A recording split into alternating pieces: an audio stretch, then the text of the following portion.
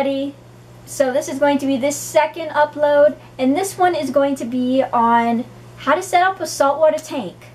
I was thinking, actually I was looking at my 20-gallon saltwater tank and I was thinking to myself, wouldn't it be cool if I made a video on how to set up a saltwater tank and the myths and what I do and what's been working for me for over a year? And then I looked on my YouTube channel and looked at the videos, some of the videos, and I've never posted one of that. And I thought I did, but I guess I didn't, so I guess I'll be doing that right now. So let me show you the tank. Right now this is my 30. I just turned the light on, so everything looks disgusting in here. Give it maybe 20 minutes and it will look amazing.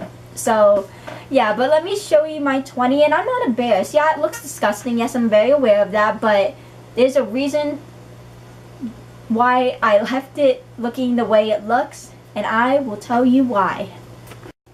Okay guys, so this is my 20-gallon tank, and this is just what it looks like.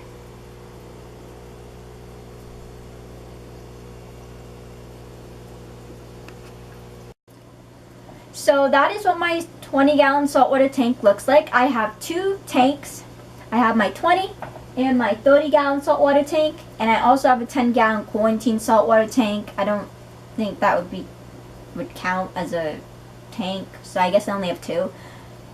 But one thing, if you guys watched my rant video, you guys would know I do work at a fish store. It's super cool, super amazing, learning a lot. I've worked there for about a year and a half, and I could say it's honestly my dream job right now. I'm loving it, but that's besides the point. I'm getting off track. And okay, so going back to me working at a fish store, I get a lot of questions about salt, like what fish can go with what fish, what size do I need, how much does it cost, do I really need this filter, do I really need a protein skimmer, how do I test the salinity in the water, do I have to add salt? So before I start, I would say a 20-gallon tank is a great starter tank. It's a nano, but it's not too small. This is a 30, and I wouldn't recommend a 30. I honestly think a 30 is really big. I feel like a 20 is a good starter tank for like smaller fish. Like nobody honestly is gonna go straight into like a tang or a Blue Regal tang that get quite massive, and they need like 50 gallons. Some of them even need 60, 70 because they get so big. I believe the Blue Regals and the yellow tangs get about 7-8 inches. They might get a little bit bigger than that, but they do get quite big compared to clownfish that stay about maybe 4.5 inches, maybe a little bit smaller. It really depends, but they take forever to grow. I can tell you this.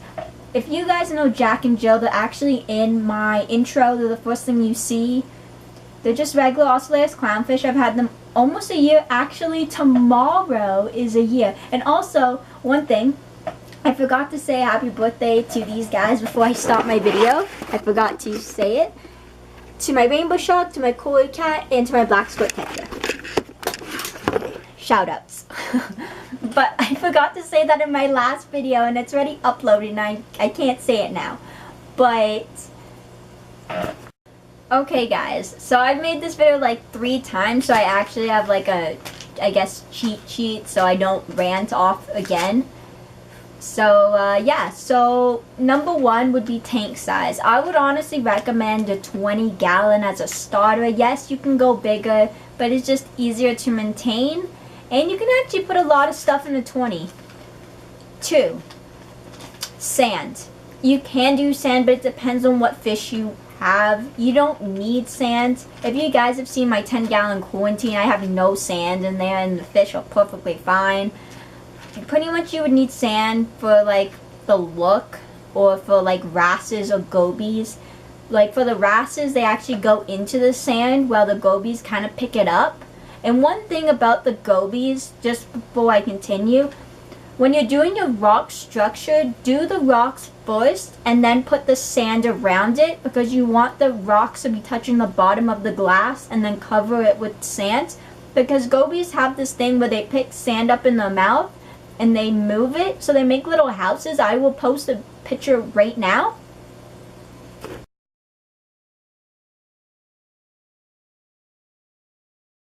So yeah, so that is what they do. And sometimes if you don't put your rock structure very good, like if you see my 30 right here, it's pretty high. Well, not really, but it's somewhat high. Let's say a goby kind of went near there. So give me 1 second. There's a hermit crab flipped over. Emergency right now. Give me 1 second. Look at him. He's stuck. Let me save his little life and then we can continue on with this video. I'm sorry, guys. Okay, he's okay. I flipped him over. Okay, now on with the video. Okay, so as I was saying, if you don't have your rock structure like secure, it might fall over and hit the glass, and that's something you do not want if you have something very high. So definitely do that so you don't have to worry about if you get a goby that it's going to pretty much destroy your tank.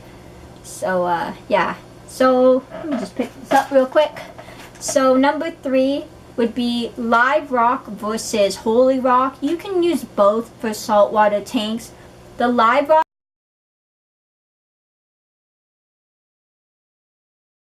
is pretty much, I guess, the fish store well, not the fish store, but the importer.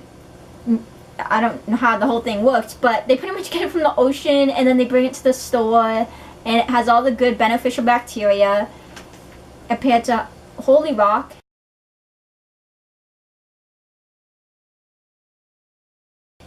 That's a lot cheaper. Like, for example, the live rock can go like $6 a pound, and with that, let's say you have a 20-gallon tank, you're gonna need at least 20 pounds of rock.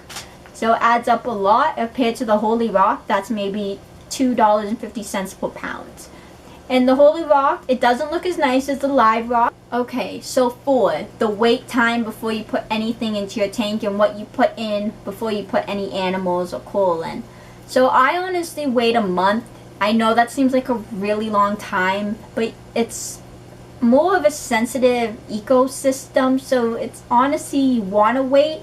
Like when I set up a freshwater tank, I literally wait maybe a week and then put fish in. So, but with salt, I honestly wouldn't do that. First of all, everything's more expensive. So if you lose stuff, it costs a lot more money to replace. So it's honestly better just to wait it out. And then when you hit the month, it's usually good and you can put stuff in. So before that month is up, you want to put the sand, if you decide to put sand, rock, and then a filter or protein skimmer. I honestly don't believe in protein skimmers.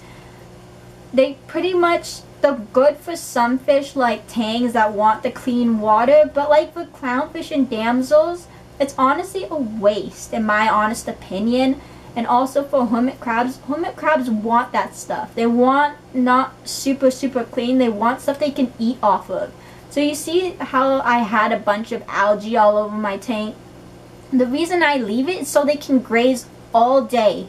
So they're always munching away, so they're not ending up starving and fighting with each other. And that is how I have about 9 hermit crabs in this tank, all different sizes, all different species, and they're totally fine with each other.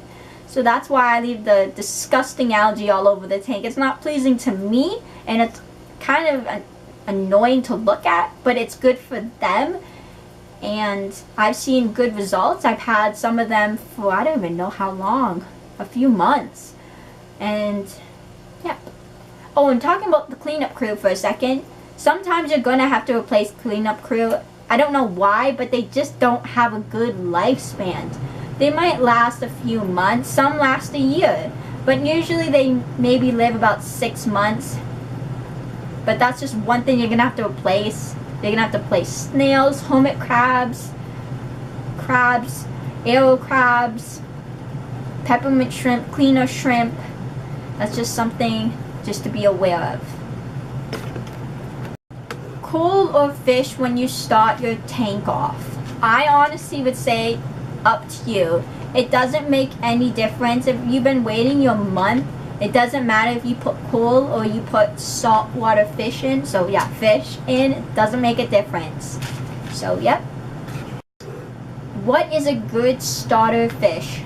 A good starter fish would be like a clownfish. You can do gobies and wrasses, and you can do some damsels. The damsel a little bit, you have to choose and pick which damsels you think are best. So pretty much the damsels I would go with would be any chromis, like the blue-green chromis. I will show a picture.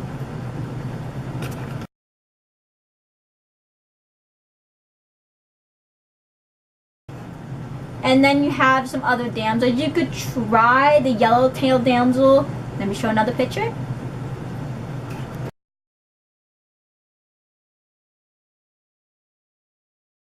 And those ones are really good as well, but it really depends. You can have a hit or miss with them. Usually they're supposed to be a nicer damsel, but then sometimes you get some mean ones.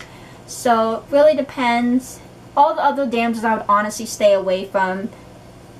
Even if you get small ones, I wouldn't recommend it. Very hard to replace with other fish. They pick at everyone, and they get in fights with my clownfish. Like mine fight with each other. My, Jack and Jill, the ones in the 30, fight with this little yellow spotted damsel. I forget the total name to it, but it's this little damsel. And the thing is super small, and it picks on something twice its size. So they are a little thing, but they have a big personality. So yeah, so be aware of that.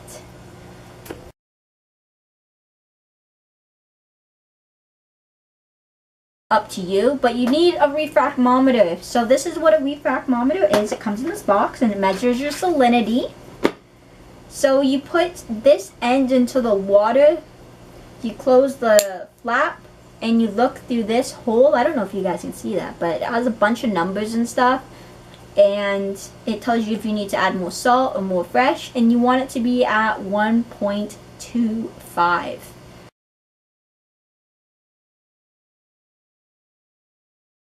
That is a good starting point. And you're gonna also need salt. There's many different types of salt out there, so just look wisely at your salt. I'm sorry, things are just ringing. So, oh yeah, sorry, forgot what I was saying. But yeah, so there's different types of salts out there. Don't worry so much. You can go, I honestly have never tried the brand. I honestly don't think it could do a lot, but I'm not going to say it doesn't, because like I said, I've never tried it, but there's, what is it, Ocean? I forget what it's called. Let me show you what the picture looks like.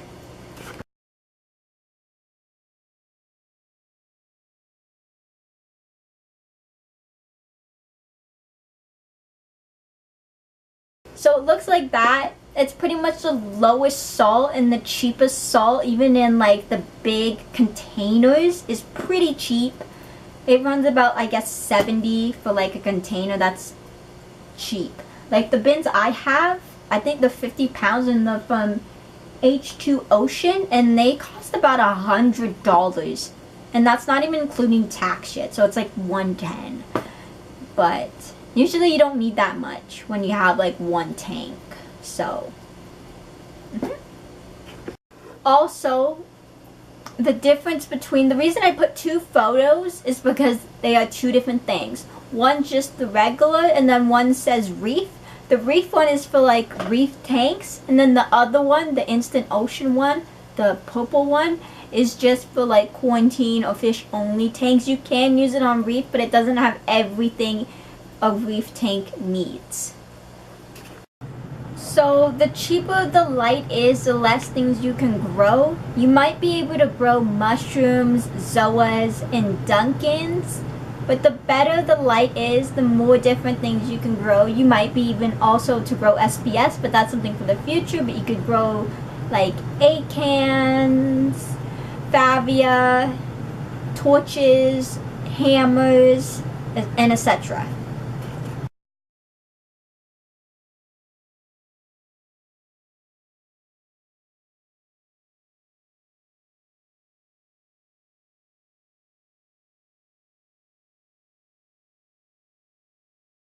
And besides that, I honestly think that's everything, guys.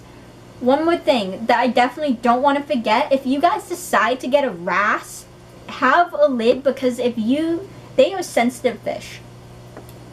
They are great fish. There's some wrasses that are more sensitive than others. I'm not going to get into all details, but definitely if I had to pick one wrasse, definitely go with the yellow coarse wrasse.